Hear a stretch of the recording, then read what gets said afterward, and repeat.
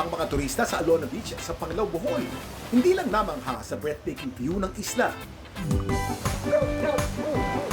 Pati na sa magpapakitang gilas ng asong ito na ang alam na trick, ang pagsakay sa kanyang skimboard. Pumunta kami sa Alona Beach sa Panglao. Tapos yun, nakita namin yung may-ari at yung aso na nag-skimboard. May mga turista ding naaliw kaya maraming ding nanonood. Ang skimboarder doggo ng Bohol, ang half Labrador, half Aspin na si Brad. 8 buwan pa lang daw si Brad nang turuan itong mag-skimboard. Mula noon, naging bonding na ng dalawa ang mag-skimboard sa beach. Pero alam niyo ba kung ano ang pinagkaiba ng skimboard? Sa pamilyar na sa ating surfboard. Kuya Ken, ano na? Ang skimboarding at surfboarding ay parehong water sport na gumagamit ng board. Pero di tulad ng surfboarding na karaniwang ginagawa sa malalim na bahagi ng dagat na may malalaking alon.